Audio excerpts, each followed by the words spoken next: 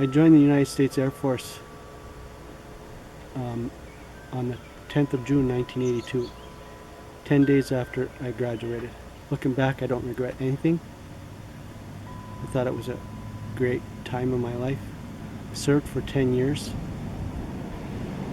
So I served till August 10th of 1992. In or around end of year 84, beginning of year 85, I got involved in a major car accident. I was diagnosed with a traumatic brain injury. Shortly after that accident, I started getting headaches. I was a model airman until that happened. I couldn't make rank after that. Made rank up until the testing part to get to staff sergeant. And I couldn't make staff sergeant because I couldn't remember the testing. I thought it was me. I thought it was just me being stupid. That how come I can't pass this test? But that's behind me now. I served honorably to the best I could. None of my airplanes ever crashed. It took me 3 different tries to get enrolled in the VA healthcare, for one thing, after I got out, because I lost paperwork. Nobody ever told me about any benefits. And then finally, I started getting a tremor in my right side shortly after I discharged. So then finally getting a neurologist that really wanted to go into and really do all the testing and in-depth testing and monitor my neurological actions and brain waves and so forth, to really dig into what was going on. And that wasn't inside the VA system. That was outside the VA system. You know, anybody watching this video, they have to understand you're not just a veteran upset with the VA. You're a veteran that worked at the VA.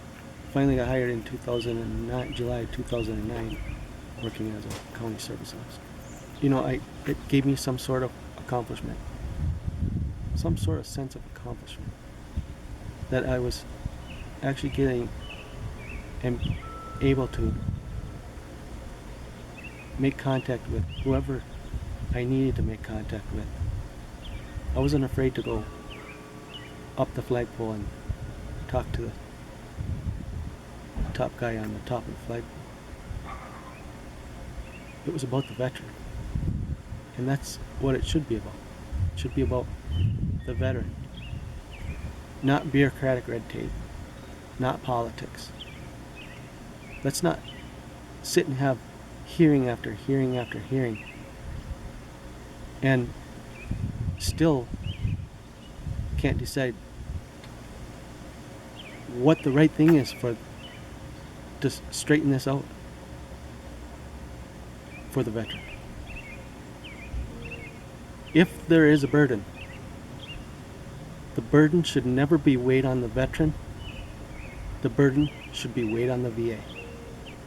And if they held to that standard on everything the VA does, we wouldn't be in the predicament we're in today. I just, a couple weeks ago, and as of July 1st, I was rated 100% because of service-connected disabilities.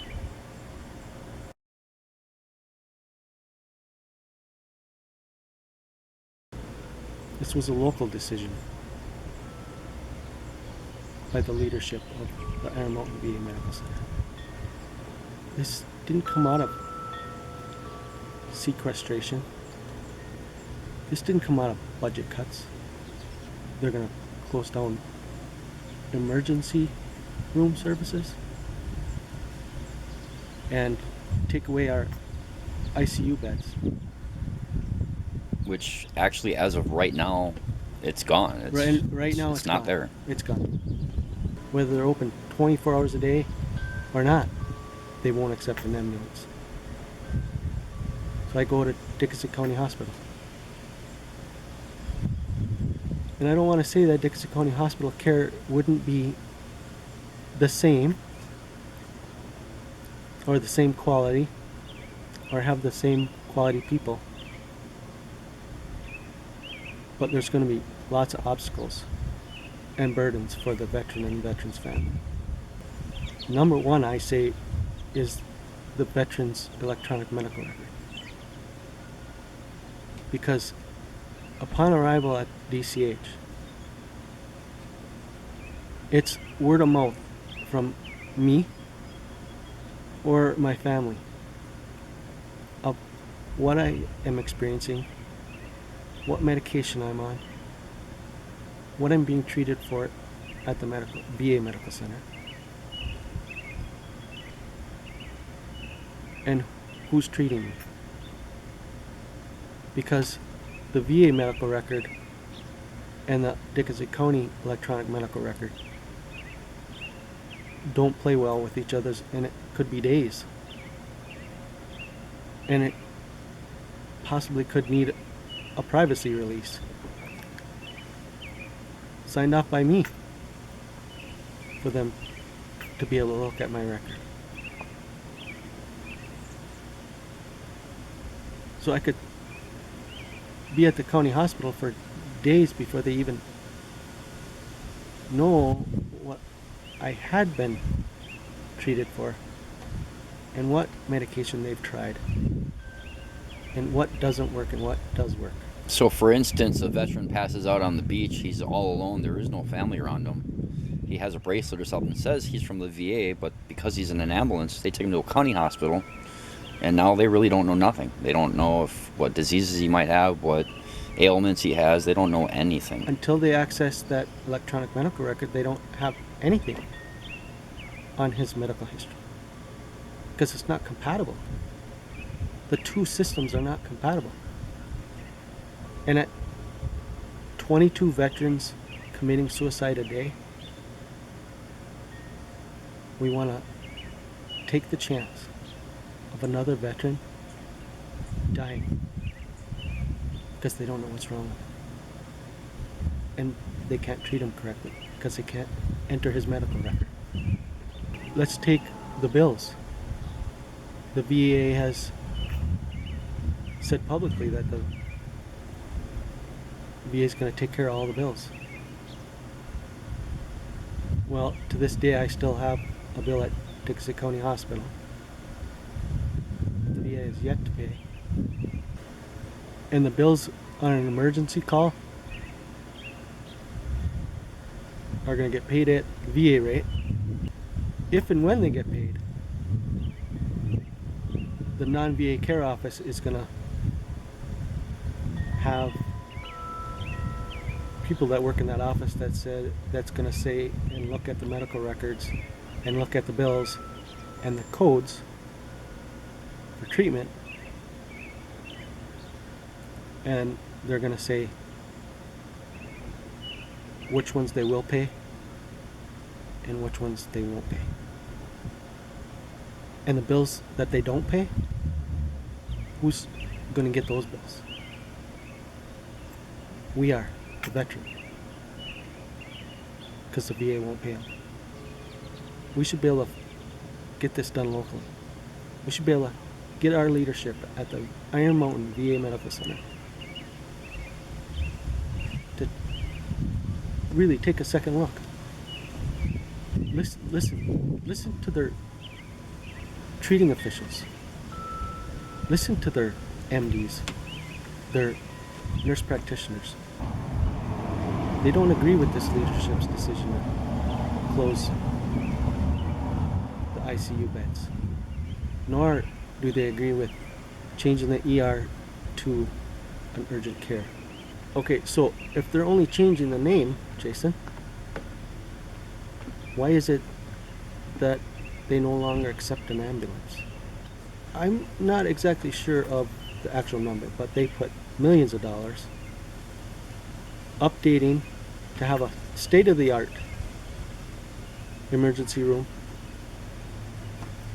with a inside heated ambulance bay to transport patients into the ER rooms. And now they're not going to accept us? Why did we even update it then? If this was going to happen.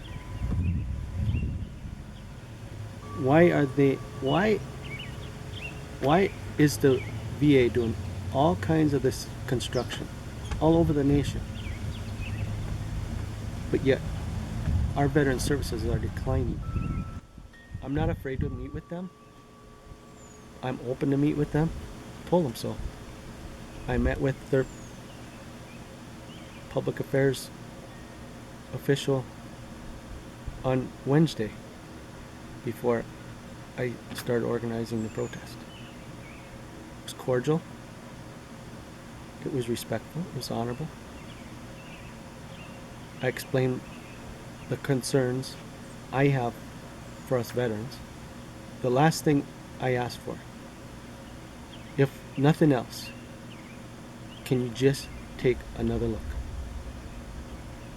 Can you just take another look? Can you just call in your treating officials, your doctors, your providers, your nurses that are our caretakers, and ask for their opinion? We're all God's people. Yes, we're all different. None of us are the same. None of us are the same color. But we're all human beings. And it takes a special human being to kill another human being. And that's what our veterans were trained to do. And you tell me they are not supposed to have problems? We were trained to do that. It's either kill or be killed.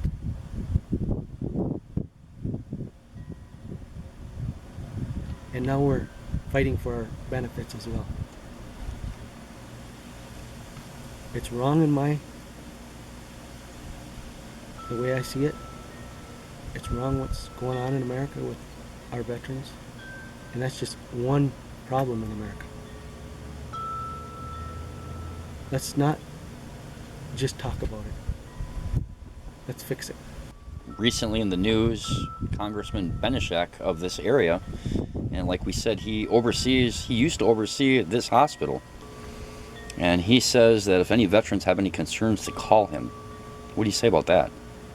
I called his office on Friday morning, his DC office, spoke with his lead staffer.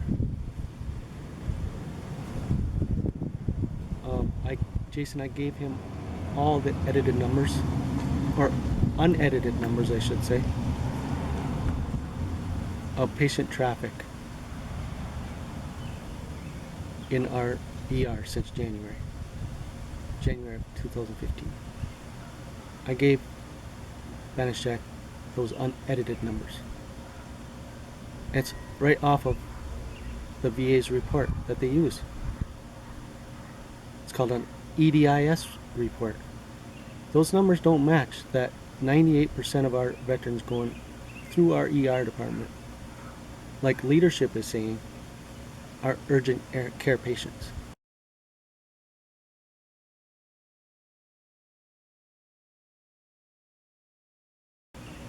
They either edited those numbers to show it's 98% urgent care, because the numbers I got that are unedited, it doesn't add up. And there's something wrong with this picture, and I just can't figure what it is. So when you talk about my representative in Washington, D.C., I did contact them Friday morning. I gave them all the unedited numbers. They advised me that it was a local decision, and he agrees with this decision. So in my eyes, and I'm an open and honest kind of guy, he's campaigning on the backs of the veteran and agreeing with the VA to cut services for our local veterans. Get it done, get it right for the veteran, or go back to your home state and shut up. Veterans are dying out here, boots on the ground. It needs a change yesterday.